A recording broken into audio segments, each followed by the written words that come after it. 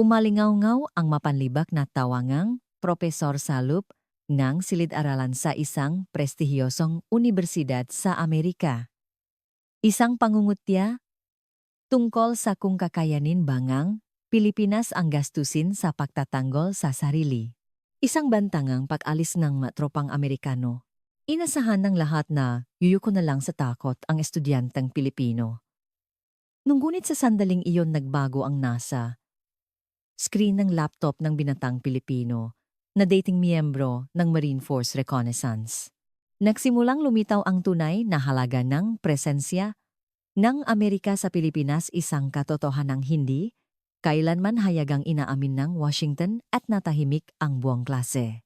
Ngayong araw ang isang tanong niya ay yayanik sa buong Washington. Ang kwento ngayon ay mula kay Jose Miguel Reyes. Taong 2025. Sa isang sulok ng library sa isang kilalang universidad para sa international politics sa Washington D.C., may ilaw pa ring nakabukas.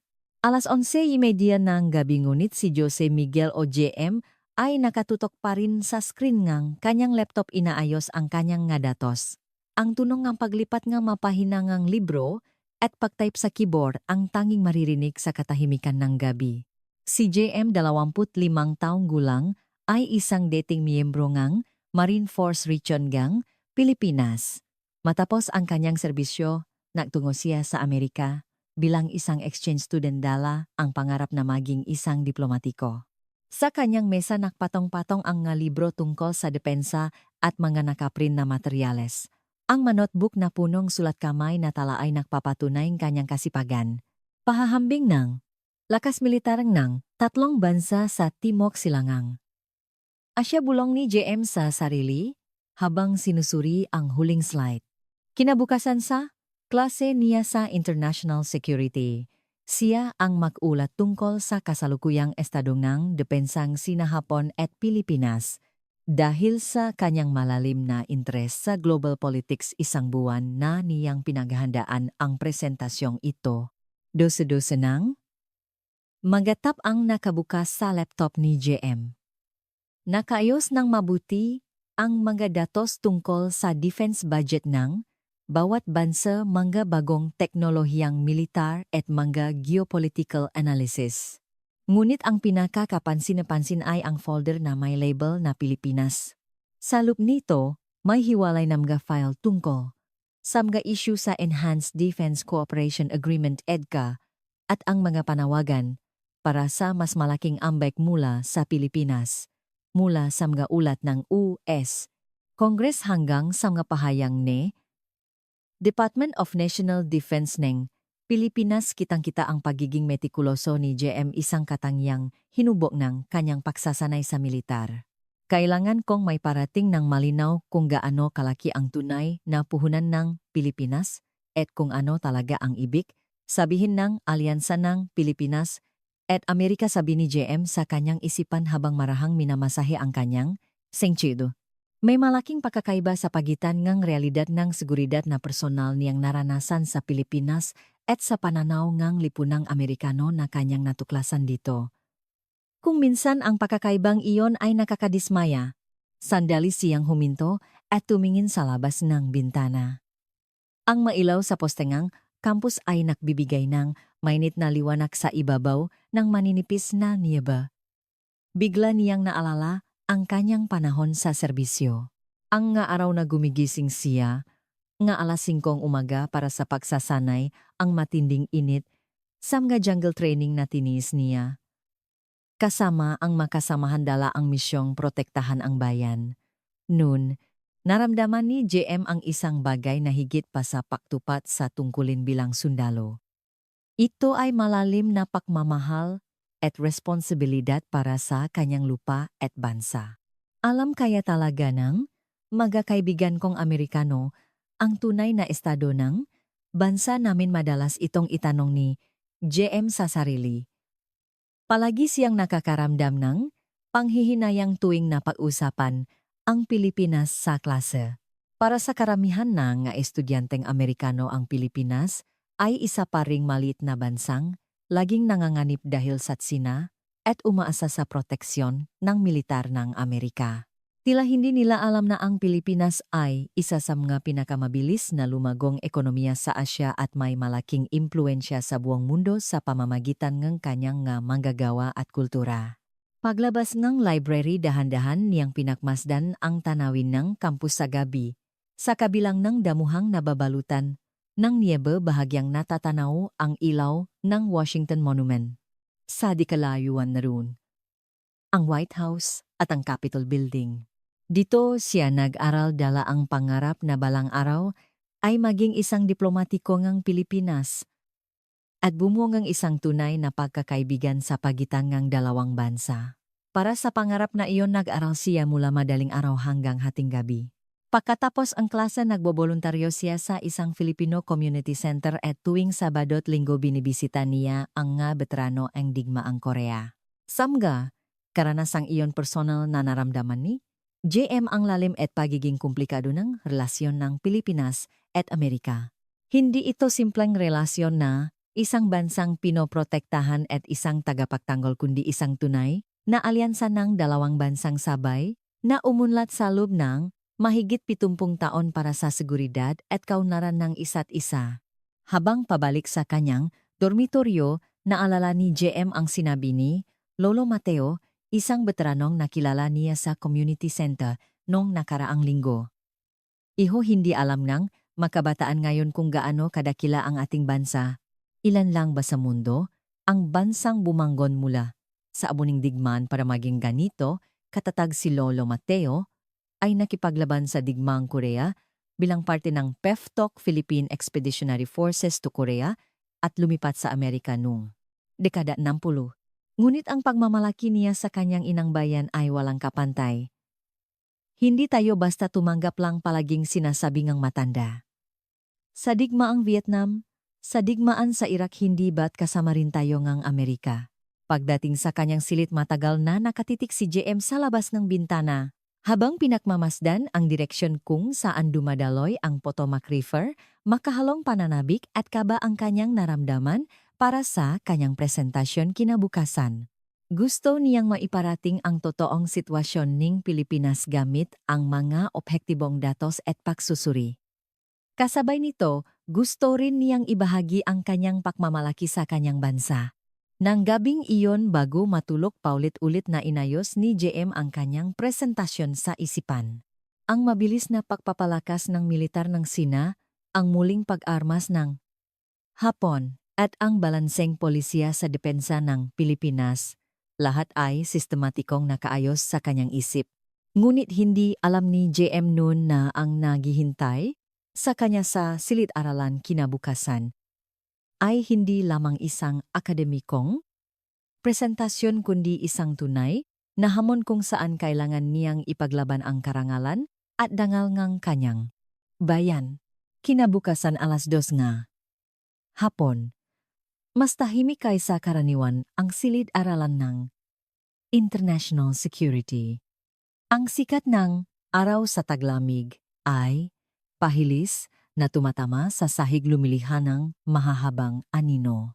Maingat na sinuri ni JM ang kanyang laptop na naglalaman ng kanyang presentasyon bago umupo. Bahagyang pinagpapawisan ang kanyang ngapalat ngunit kalmado ang kanyang isip. Mayroong siyang kumpiyansa na dulot sa engay masusing pakahanda. May halos 30 estudyante sa silid. Karamihan ay Amerikano, ngunit mayroon ding ilang exchange students mula sa Sina, Hapon, Alemanya at Pransya. Dahil sa likas na katangian ang kursong International Politics makakasama ang mga estudyanteng may iba't ibang nasyonalidad. Para kay JM ito ay isang magandang pagkakataon upang personal na maranasan kung paano nakakaiba ang mga pananaw ng bawat bansa. Pumasok si Professor Richard Jeffrey sa silid. 58 taong gulang matangkat payat at may kulay abong buhok na nakasuklay paatras isang tipikal na itsura ng isang elit mula sa East Coast. Palagi siyang nakasuot ng suit at tie at ang kanyang tono ay laging puno ng kumpiyansa. Kilala siya ng mga estudyante bilang personifikasyon ng America First dahil sa kanyang lantat na makasariling pananaw. Sige ngayong araw mayroon tayong presentasyon tungkol sa lakas militar sa Silangang Asya, sabi ni Professor Jeffrey habang tinitingnan ang nga estudyante mula sa kanyang kinatatayuan. Mr. Reyes, handa ka na ba? Opo, Professor. Handa na po ako, sagot ni JM habang tumatayo. Walang bahid ng panginginig sa kanyang boses. Nang maglakad si JM papunta sa harap, bahagyang nagbago ang kapaligiran. Kilala siya ng lahat bilang isang aktibong estudyanteng laging nagtatanong at nagbabahagi ng opinyon. Lalo na sa mga paksang may kinalaman sa militar, kinikilala siyang kanyang makaklase dahil sa kanyang mapaliwanag na batay sa tunay na karanasan. Magandang hapon. Ang paksaang aking presentasyon ngayon ay ang lakas militar at gastusin sa depensa ng tatlong bansa sa Silangang Asya. Sinimulan ni JM ang kanyang ulat habang ipinapakita ang unang slide. Nasa screen ang mawatawat ng sina Hapon at Pilipinas kasama ang mapangunahing impormasyon tungkol sa bawat bansa. Nagsimula siya sa sina. Gamit ang nga objektibong datos ipinakita ni GM ang mabilis na pagtaas ng defense budget at modernisasyon ng militar ng Sina. Ang budget ng Sina para sa depensa noong 2024 ay tinatayang 230 bilyon, isang 7,2% na pagtaas mula sa nakaraang taon.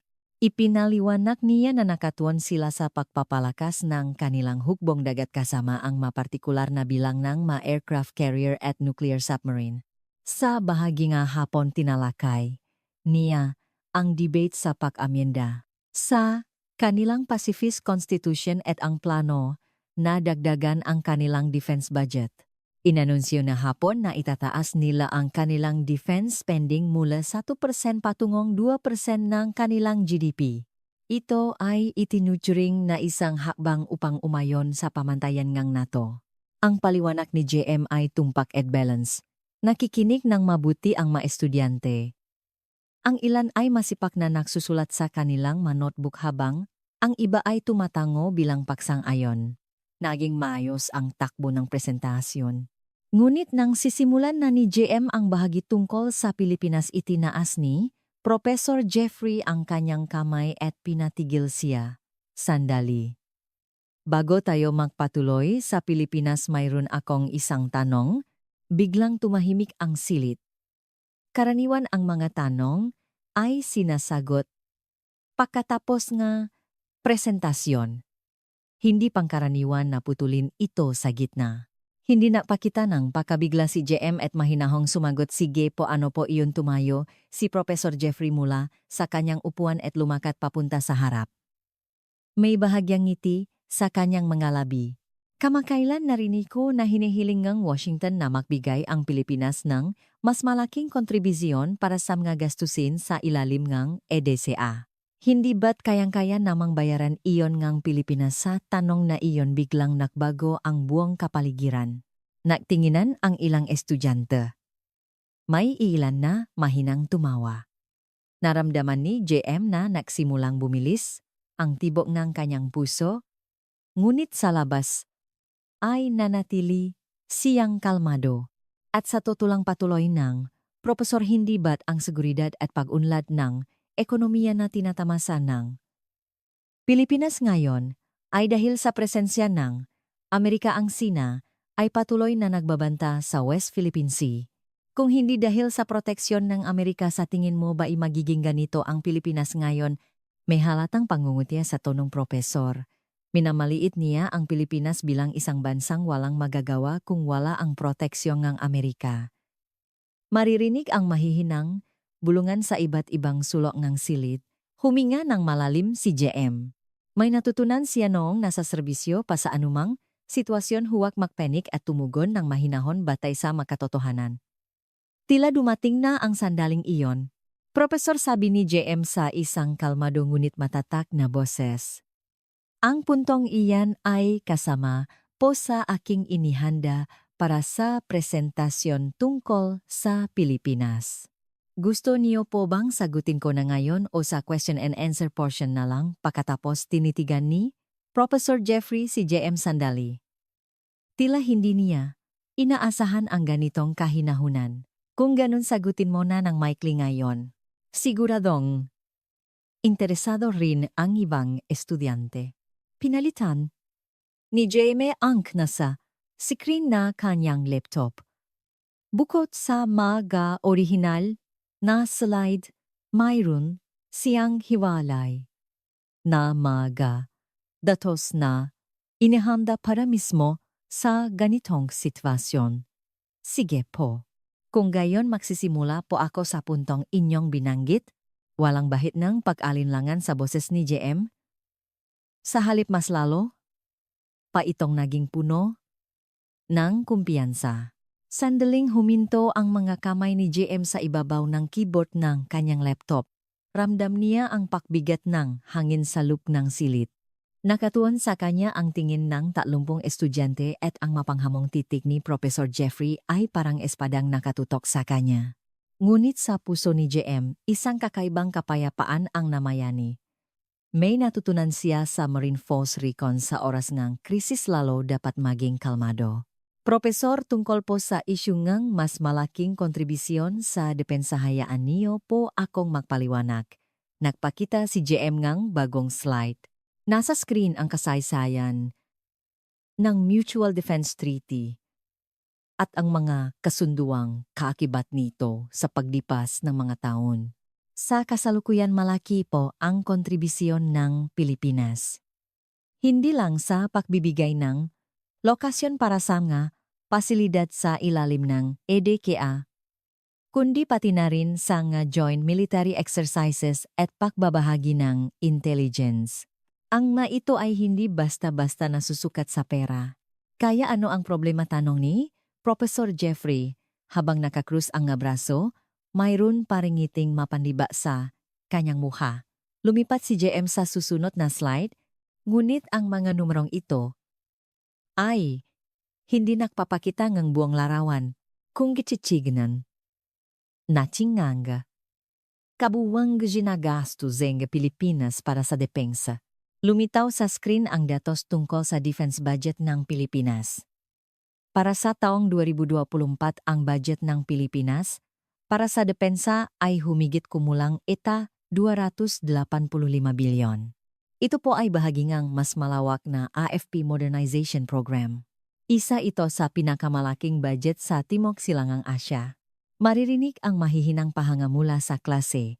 Naktinginan ang ilang estudyante na may halong pagkagulat. Tila hindi alam ang karamihan sa mga Amerikanong estudyante ang tunay na laking budget ng Pilipinas para sa depensa. Hindi lang po iyan patuloy ni JM. Sa pamamagitan ng modernization program ang Pilipinas ay nakakakuha ng mga bagong kagamitan tulad ng mga Fa-50 fighter jets, mga bagong frigate at ang BrahMos supersonic cruise missile system. Hindi po ito ang larawan ng isang bansang umaasa lamang sa proteksyon ng Amerika. Habang nagsasalita, si JM unti-unting nawala ang ngiti sa mukha ni Professor Jeffrey. Ang takbong usapan ay hindi nayon sa kanyang inaasahan. Ngunit ang pinakamahalaga po ay ito. Dinagdagan ni JM ng diin ang kanyang boses. Dapat nating tanungin kung ang presensya ba ng militangang Amerika ay para lamang sa Pilipinas. Isang bagong slide ang lumitaw. Ipinapakita nito ang mapa nga Timog Silangang Asya at ang lokasyon ng mga base at pasilidad ng Amerika. Ang matropang Amerikano sa Pilipinas ay hindi lamang para sa depensa ng Pilipinas. Ito ay isang mahalagang bahagi ng Indo-Pacific Strategy ng Amerika. Ito ang nagsisilbing panimbang sa lumalaking impluensya ng Sina, nakpapanatili ng kalayaan sa paglalayag at nakpapatibay sa alyansa sa rehiyon. Ito ay isang strategic na lokasyon. Habang nagpapatuloy ang paliwanag ni JM, nagsimulang magbago ang atmosfera sa silid. Si Jessica, isang Amerikanang estudyante na nakaupo sa harap, ay nagsimulang tumango at magsulat. Si Li Wei, isang estudyante mula sa Sina, ay bahagyang hindi comfortable ngunit tila sumasang-ayon sa lohikal na paliwanag ni JM. Paano naman po sa aspetong ekonomiko ipinakita ni JM ang susunod na datos? Ang Pilipinas ay isa sa mga pangunahing merkado ng Amerika sa rehiyon. Bukod pa rito ang industriya ng BPO business process outsourcing na karamihan ay nagsisilbi sa mga kumpanyang Amerikano ay nakambag ng bilyon-bilyong dolyar sa ekonomiya ng Amerika. Ito ay direktang nakakatulong sa mga negosyo at trabaho sa Amerika. Sumingit si Professor Jeffrey. Pero ginagawa niyo iyan dahil kailangan niyo, hindi ba? Paano mo masasabing tulong iyan sa Amerika? Tinitigan ni JM ang profesor. Naalala niya ang kahulugan na alyansa na kanyang naramdaman bilang isang sundalo. Ang mga alaalangang balikatan exercises kung saan sabay silang naksanay, nakpawis at naktiwala sa isa't isa. Profesor, may malalim na kumpiyansa sa boses ni JM. Ang alyansa nga, Pilipinas at Amerika, ay hindi isang one-way street. Nagpadala ang Pilipinas ng Philippine Expeditionary Forces to Korea PEFTOC noong digmaang Korea. Nagpadala rin kami ng Non-Combat Civic Action Group sa Vietnam. Kapag nasa kagipitan ang Amerika, nandun kami. Kami ay isang tunay na kaalyado. Muling natahimik ang silid, ngunit ngayon iba na ang uri ng katahimikan. Ramdam na sineseryoso ng mga estudyante ang sinasabi ni JM. Inilabas ni JM ang kanyang huling baraha. At ang pinakamahalaga sa lahat ay ito. Lumitaw sa screen ang larawan ng isang multinasyonal na pagsasanay dagat na pinamunuan ng Philippine Navy. Ang Pilipinas ngayon ay gumaganap na ngang isang nangungunang papel sa seguridad ng rehiyon. Hindi na lamang kami isang bansang pinoprotektahan, kundi isang partner sa pagbuo ng kapayapaan. Nagsimulang mamula ang mukha ni Professor Jeffrey. Ang sitwasyon ay tuluyang lumayo sa kanyang inaasahang senaryo. Ngunit bago pa siya makapagsalita, naunahan na siya ni JM. Profesor, nakakilala na po ba kayo na isang veteranong Amerikano na nakipaglaban sa Pilipinas noong World War II? Sa tanong ni JM, muling natahimik ang silid. Tuwing Sabado't Linggo bumibisita po ako sa isang retirement home para sa mga veterano dito sa DC. Ang sinasabi po nila ay hindi pinrotektahan namin sila, kundi makasama kaming lumaban. Mayroong malalim na emosyon sa boses ni JM. Totoong kwento ito ngang mga lolong na kilala niya. Sila na makasamang nagbuwis ng dugo at pawis sa lupain ng Pilipinas. 80 taon na ang nakalipas ay itinuturing ang Pilipinas bilang isang pantay na kaalyado. Natigilan si Professor Jeffrey. Ang tingin ng lahat ng estudyante ay nakatuon kay JM at ang buong atmosfera ay tuluyan nang nagbago. Hindi na ito isang kapaligiran na minamaliit ang Pilipinas. Sandaling natahimik. Si Professor Jeffrey ngunit agad ding bumalik sa kanyang agresibong postura, baka sa kanyang muha, ang nasaktang pride. Salop ang maraming dekada sa pagtuturo na sanay siyang laging tama ang kanyang opinyon. Ang sitwasyong ito kung saan isang exchange student ang lohikal na sumasagot sa kanya, ay hindi niya matanggap.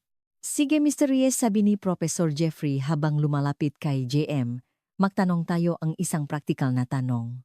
Kung sakaling umalis ang mga tropang Amerikano sa Pilipinas, sa tingin mo ba talaga ay kayang harapin ng Pilipinas ng mag-isa ang bantanga?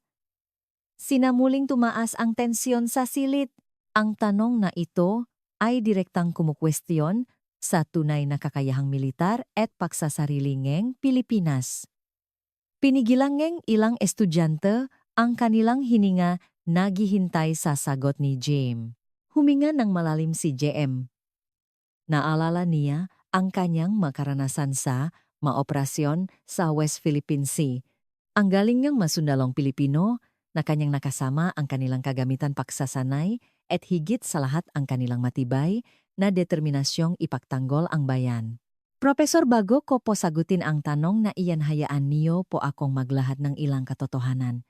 Nagpakita si JM ng bagong slide. Nasa screen ang ranking ng lakas militar ng Pilipinas. Ayon sa Global Firepower Index, ang Pilipinas ay may isa sa pinakamalakas na militar sa Timog Silangang Asya at sa patuloy na modernisasyon palakas ito ng palakas. Suminghal si Professor Jeffrey. Hindi iyan nasusukat sa numero lang, hindi ba iba ang usapan kapag totoong giyera na? Isang matalas na tingin ang gumuhit sa mga mata ni JM. Nasaling ang kanyang pride bilang isang sundalo. Profesor tila po kinuwestiyon niyo ang kakayahan ng sandatahang lakas ng Pilipinas. Hayaan niyo po akong magbigay ng objektibong ebidensya. Sa susunod na slide lumitaw ang listahan ng maarmas na binuo o nakuha ng Pilipinas. Ang ating mabagong frigate ay ilan sa pinakamoderno sa rehiyon. Ang ating mga FA-50 fighter jets ay nagbibigay sa ating ng kakayahang ipagtanggol ang ating himpapawid. At ang ating BrahMos missile system ay isang game changer. Ito ba ang teknolohiya ng isang bansang walang magagawa kung walang tulong ng Amerika? Maririnig ang mahinang bulongang pahanga. Si Michael, isang estudyanteng mahilig sa military affairs ay nanlalaki ang matahabang nakatingin sa screen. At tingnan niyo rin po ito. Patuloy na nagpakitang datos si Yam. Ang ating masundalo ay may malawak na karanasan sa aktwal na labanan tulad ng sa Marawisig. Sila ay subok na sa tapang at galing. Ang masundalong ito ba ay walang kakayahang ipagtanggol ang kanilang bayan, lalong na mula ang mukha ni Professor Jeffrey. Pero kulang pa rin iyan, hindi ba para harapin ang isang bansang may nuclear weapon tulad ng Sina? Sa sandaling ito inilabas ni JM ang kanyang pinakamahalagang punto. Profesor, kung gayon babaliktarin ko po ang tanong. Bakit hanggang ngayon ay hindi direktang inaatake? Sina ang Pilipinas dahil lang ba talaga sa Amerika? Nakpakita si JM ng bagong slide. Ang Pilipinas ay may matatak na ekonomiya at lumalakas na diplomasya. Itinayo natin ang isang credible minimum deterrence at gumagamit tayo ng diplomasya at international law para ipaglaban ang ating karapatan. Ito ang tunay na pinakmumulan ng ating lakas. Tuluyan nang nagbago ang takbo ng usapan. Maging ang mga estudyanteng tilakampi sa profesor kanina ay tumatango na ngayon sa mga paliwanag ni JM. Hindi pa tumigil si JM. At ang pinakamahalaga sa lahat ay ito. May malalim na damdamin sa kanyang boses. Ang pagmamahal ngang mapilipino sa kalayaan. Kami ay isang lahing nakpatalsik sa mga mananakop na kabangon mula sa digmaan at nakpabagsak sa isang diktadurya sa pamamagitan ng people power. Sa tingin niyo ba ang ganitong mga tao ay basta na lang susuko? Natahimik ang buong klase sa sinabi ni JM. Ang kanyang boses ay punong pagmamahal at pagmamalaki sa kanyang bayan. Mayroong nining ang pahanga sa mga matang ilang estudyante, ngunit hindi pa rin sumuko. Si Professor Jeffrey, kahit na sabihin mo iyan hindi may kakailan na ang Pilipinas, ay nasa ilalim pa rin ng umbrella of protection ng Amerika, hindi ba sa katunayan ang operational control sa panahon ng digmaan ay nasa kamay pa rin ng Amerikano? Napangiti si JM na tila hinihintay niya ang tanong na ito. Profesor, ang usapin ng operational control ay patuloy na pinag-usapan at binabago. At iyon po ang tunay na itsura ng isang alyansa. Isang relasyon kung saan ang bawat isa ay may sariling kakayahan ngunit nagtutulungan. Tila wala nang masabi si Professor Jeffrey. Ang kanyang mukha ay pinahalong pagkabigla at galit. Para sa kanya, nasanay sa isang Amerika-centric na pananaw, ang ganitong lohikal na pagpapabulaan ay isang malaking sampal. Bilang pangwakas, sinabi ni Jaime ang isang alyansa ay hindi relasyon nege isang malakas na nakpoprotekta sa isang mahina. Ito ay isang partnership kung saan ginagamit ang lakas nege bawat isa para sabay na umunlad. Ito ang dahilan kung bakit tumagal ng mahigit 70 taon ang alyansa ng Pilipinas at Amerika. Isang malalim na katahimikan ang bumalot sa silid. Ngunit ngayon ito ay katahimikan na punong pahanga. Mula sa mga mukha nga estudyante kitang-kita na lubos silang sumasang-ayon sa sinabi ni JM. Malinaw na ang galit sa mamata ni Professor Jeffrey. Ang kanyang awtoridad na pinagyaman sa loob ng maraming dekada ay hinamon ng isang estudyanteng Asyano. Nasaktan ng malalim ang kanyang pride. Tumingin siya sa paligid at muling humarap kay JM. Ngayon mas matalas na atake ang kanyang inihahanda. Mr. Reyes, napakagaling mong magsalita, pero iba ang realidad, hindi ba puno ngang pangungutya ang boses ni Professor Jeffrey. Kahit gaano karaming armas, ang bilhin ng Pilipinas, ang mapangunahing teknolohiya ay galing pa rin sa Amerika, tama? At sa ekonomiya nakadepende kayo sa merkado ng Amerika. Sa seguridad hindi kayo mapakali kung wala ang militar enerhe Amerika. Sa ganitong sitwasyon, masasabi mo bang pantay ang alyansa? Ang masalita ng profesor ay puno ng pagmamaliit. Ilang estudyante ang nagpakita ng pakailang, ngunit dahil sa autoridad ng profesor walang nangahas na sumalungat. Naramdaman ni JM ang pag-init ng kanyang dugo. Hindi na ito isang akademikong debate. Ito ay isang insulto sa karangalan ng kanyang bansa at lahi. Ngunit pinigilan niya ang kanyang emosyon at mas naging kalmado. Profesor, kung gayon magbigay po tayo ng konkretong halimbawa. Naglabas si JM ng bagong datos mula sa kanyang laptop. Ito ay hindi kasama sa orihinal na presentasyon kundi para sa kanyang personal na pananaliksik. Tingnan po natin ang industriya ng BPO. Ang Pilipinas ay ang BPO, kapital ng mundo. Maraming kumpanyang Amerikano ang umaasa sa talento ng mga Pilipino para patakbuhin ang kanilang global operations. Ito ba ay simpleng pagkopya lang sa teknolohiya ng Amerika? Lumitaw sa screen ang datos tungkol sa kontribusyon ng BPO sa ekonomiya ng Pilipinas at Amerika. Ang mga kumpanya tulad ng Google, Amazon at JP Morgan ay may malalaking operasyon sa Pilipinas. Ito po ba ay isang relasyon nege pagiging sunod-sunuran, suminggit si Professor Jeffrey? Pero iyan ay sa isang sektor lang. Hindi po matatag. Nasabi ni JM. Tingnan po natin ang ating mga overseas Filipino workers. Milyon-milyong Pilipino ang nagtatrabaho sa buong mundo, kabilang na ang Amerika sa mga larangan ng medisina, engineering at serbisyo. Ang kanilang mga kontribusyon ay kinikilala sa buong mundo. Sila ba ay nakadepende lang sa Amerika? Lalong naging matatag ang boses ni JM. Pati na rin sa sektor ng agrikultura ang Pilipinas ay isa sa mapangunahing supplier ng mga produkto tulad ng saging at pinya sa merkado ng Amerika. Tuluyan nang nagbago ang atmosfera sa silid. Mas nakatuon na ang mga estudyante sa mapaliwanag ni JM na batay sa katotohanan kaysa sa mapanirang salita ng profesor. Hindi pa tumigil si JM. At paano naman po ang impluensya sa kultura? Ang mga Pilipinong mang-awit, artista at chef ay kinikilala sa buong mundo.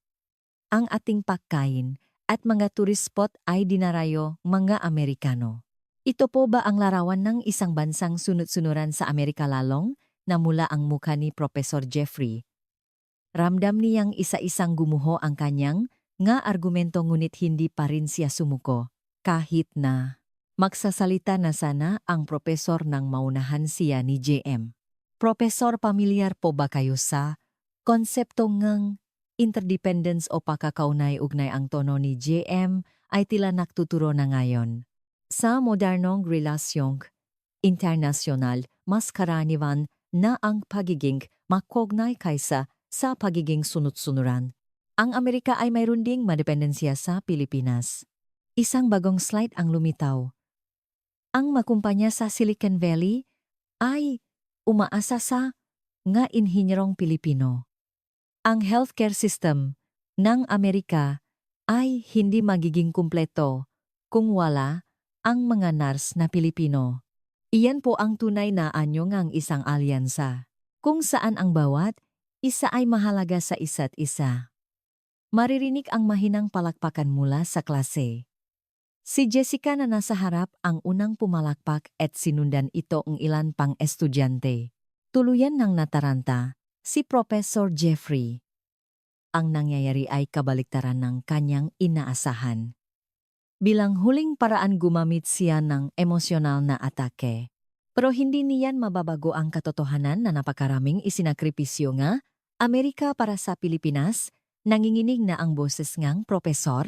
Libu-libong Amerikano ang namatay para palayain ang Pilipinas noong World War II, pero sa halip na magpasalamat mas marami pa kayong hinihingi. Sa sandaling iyon tila nagelo ang hangin sa silid. Ang sinabi ng propesor ay malinaw na nagpapakita ng kanyang arogansya at pakiling. Nagtinginan ang ilang estudyante bakas ang pagkagulat. Sandaling nanahimik si JM. Sa kanyang puso naramdaman niya ang isang malalim na paggalang sa lahat ng nagbuwis ng buhay noong digmaan. Hindi lang mga Amerikano kundi milyon-milyong Pilipino at mga sundalo mula sa iba't ibang bansa na lumaban para sa kalayaan.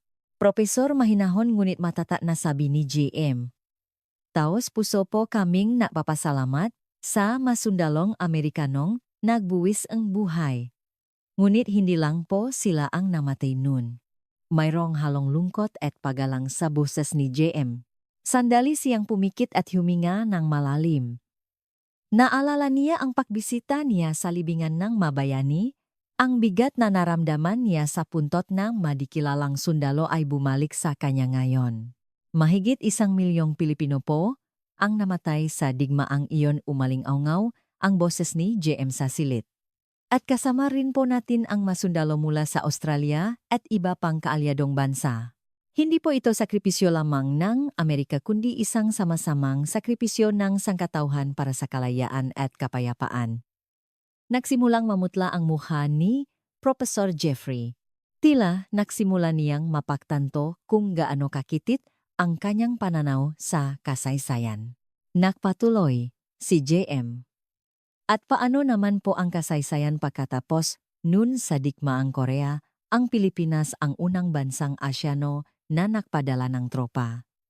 Kasama po namin ang Amerika nang sila ay nangailangan. May malalim na pagmamalaki sa kanyang boses. Pinigilan ng mga estudyante ang kanilang hininga habang nakikinig kay JM. May luha na sa mamata ng ilan kabilang na si Jessica na nakatingin sa kanya ng may paganga. Sa Afghanistan, sa Iraq kasama rin po ang mga Pilipino. Ito po ba ang larawan ng isang bansang basta na lang tumatanggap ng proteksyon, tinitigan ni JM ng diretso si Professor Jeffrey? Ang isang alyansa ay hindi kung saan ang isa ay basta na lang tumutulong sa isa. Ito ay paggalang sa halaga ng bawat isa at pagsasama sa hirap at ginhawa. Iyon ang tunay na alyansa. Tuluyan ng hindi makapagsalita si Professor Jeffrey. Ang kanyang mga mata ay pinalong, pakabigla, galit at higit sa lahat malalim na kahihiyan. Ang kanyang paniniwalang America First na pinanghawakan niya sa loob ng maraming taon ay tuluyang winasak ng isang binatang estudyante. Inilabas ni JM ang kanyang huling argumento. At tungkol po sa isyu ng mas malaking kontribusyon sa depensa, hayaan niyo po akong magpaliwanag. Isang bagong slide ang lumitaw. Ipinapakita nito ang kasalukuyang kontribusyon ng mga kaalyado ng Amerika. Ang Alemanya ay nagbabayad ng 30% ng gastusin sa pagpapanatili ng tropang Amerikano sa kanilang bansa habang ang Hapon ay 70%. Ang Pilipinas sa pamamagitan ng mga kasunduan tulad ng EDKA ay nagbibigay ng napakalaking estratehikong halaga na hindi matutumbasan ng pra. Hindi po ba ito sapat na patas na kontribusyon? Si Michael na nasa likod ay mahinang bumulong. Wow! Akala rin niya noon na hindi sapat ang kontribusyon ng Pilipinas, ngunit nalaman niyang hindi pala iyon totoo. Hindi pa tumigil si JM. At ang mas mahalaga po ay ito, punong ang kumpiyansa ang kanyang boses. Ang presensyang Amerika sa Pilipinas ay hindi lamang para sa Pilipinas. Sa Indo-Pacific Strategy ng Amerika, ang Pilipinas ay isang strategic anchor. Ito ay mahalaga para panlabanan ang impluensya ng sinapigilan ang mabanta at mapanatili ang balanse sa rehiyon. Sa huling pagtatangka sinabi ni Professor Jeffrey, pero kahit na wala ng kumpiyansa sa kanyang boses, matatak na sumingit si JM. Profesor, ang alyansa ay hindi isang transaksyon. Ito ay isang pangako para sa seguridad at kinabukasan ng isa't isa. Ang masalitang iyon ay nag-iwan ng malalim na epekto sa silid. Isang ganap na katahimikan ang bumalot sa silid. Lahat ng estudyante ay lubos na naantik sa sinabi ni JM. Si Jessica at ilan pang estudyante ay tahimik nang lumuluha. Ngunit biglang sumabog si Professor Jeffrey. Sige magaling ang kanyang boses ay pinaalong galit at paggadismaya. Kung ganyan kayo katapang subukan niyong wala kami, tingnan natin kung gaano kayo katagal sa sandaling iyon biglang nagbago ang atmosfera. Nagulat ang mga estudyante sa emosyonal at hindi makatwirang reaksyon ng propesor. Ang dating akademikong talakayan ay naging isang personal na sagutan. Nanatiling kalmado si JM. Profesor, hindi ko po sinabing dapat umalis ang Amerika. Ang sinasabi ko lang po ay dapat ang alyansa natin ay nakabatay sa respeto at pantay na partnership. Ngunit nawala na sa katinuan si Professor Jeffrey. Pantay na partnership, huwag mo akong patawanin. Isang maliit na bansa tulad ng Pilipinas pantay sa Amerika nang marinig iyon nakbulungan ang nga estudyante. Nagtinginan sila bakas ang pakailang. Ang sinabi ni Profesor ay isang malinaw na diskriminasyon. Naglakasloop si Jessica na magtaas ng kamay. Profesor, sa tingin ko po ay hindi angkop ang inyong sinasabi. Nanginginig ang kanyang boses ngunit puno ng determinasyon. Isa-isang tumango ang ibang estudyante. Ang buong klas ay kampi na ngayon kay JM. Na-realize ni Professor Jeffrey na nakamali siya ngunit huli na ang lahat. Lumabas na ang kanyang tunay na kulay. Sa loob ng maraming taon nagpanggap siyang isang patas na akademiko ngunit sa loob niya ay mayroon siyang malalim na prejudice. Bilang pangwakas mahinahong sinabi ni JM Professor, ang karapatang irespeto ay hindi nasusukat sa laki ng isang bansa. Ang mahalaga ay kung anong mga prinsipyo ang ating pinaninindigan at kung ano ang ating mga kontribusyon. Isang malakas na palakpakan ang umalingaw-ngaw sa silid. Ngayon hindi lang si Jessica kundi halos lahat ng estudyante ay pumapalakpak. Sa gitna ng pagiging arogante ng propesor mas lalong naging kahanga-hanga ang marangal na pagtugon ni JM. Tuluyan nang naiwan sa ere si Professor Jeffrey.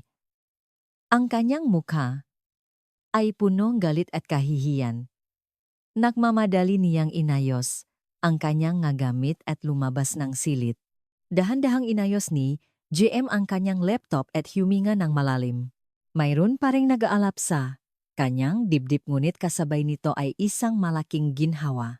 Naramdaman niya ang pagmamalaki na naipagtanggol niya ang karangalan ng kanyang bayan ngunit mayroon ding bahagyang kaba sa kung ano ang susunod na mangyayari. JM, lumapit si Jessica, may paghanga pa rin sa kanyang nga mata. Ang galing mo, ngayon ko lang nalaman na mali pala ang akala ko tungkol sa Pilipinas.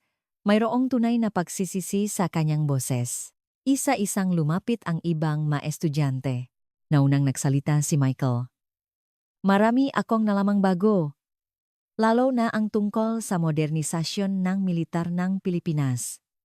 Bakas ang tunay na pahanga sa kanyang muha. Sumali si Hans, isang estudyante mula sa Alemanya. Ang huling sinabi ni Professor Jeffrey ay sobra na. Bilang isang akademiko hindi katanggap-tanggap na magpakita siya ng ganong prejudice. Sumang-ayon si Marie mula sa Pransya. Tama, ang pagsukat sa karapatan base sa laking bansa ay isang kaisipan mula sa panahon ng imperialismo. Hindi ka panipaniwala na sasabihin iyon ng isang propesor sa ika-21 siglo. Na antik, si JM sa suporta ng kanyang nga kaklase. Akala niya ay nag-isa siyang lumalaban ngunit napagtanto niya na ang pagnanais para sa katotohanan at hustisya ay lakpas sa anumang lahi o bansa. Ngunit maingat na lumapit si Liwei mula sa Sina. JM, kahanga-hanga ang iyong presentation. Pro? Nag-alinlangan siya sandali. Hindi basta-basta palalampasin ni Professor Jeffrey ito. Mahigit 20 taon na siyang nagtuturo dito at malakas ang kanyang impluensya. Mag-ingat ka. Dahil sa sinabi ni Liwei naging seryoso ang mukha ng ibang estudyante. Kahit tama ang ginawa ni JM sa realidad, mas malaki pa rin ang kapangyarihan ng propesor. Tumango si JM. Salamat Liwei. Inisip ko rin iyan. Pero hindi ko pwedeng palampasin na lang ang isang bagay na mali. Biglang nagsalita si Jessica na tila may napagdesisyunan. Kailangan nating magtulungan. I-report natin ito sa department head. Ang madiskriminasyong salita ni Professor Jeffrey ay malinaw na paglabag sa Code of Ethics ng Universidad. Sumang-ayon si Michael. Tama. Tayong lahat ang testigo. Narinig nating lahat kung paano niya minamaliit ang Pilipinas at tinawag na maliit na bansa. Idinakda ni Hans hindi ito problema lang ni JM. Ito ay tungkol sa karangalan ng lahat ng international students. Kung papalampasin natin ito baka may susunod pang mabiktima. Lubos na naantik si JM sa pakakaisa ang kanyang makasamahan. Nang hapong iyon sama-samang nagpunta ang mga estudyante sa opisina ng department head. Si Dr. Robert Wilson ang pinuno ng Political Science Department ay isang lalaking nasamit, 60s na may mabait na aura. Kalmado niyang pinakinggan ang kwento ng mga estudyante. Ganito ang nangyari sa klase kanina.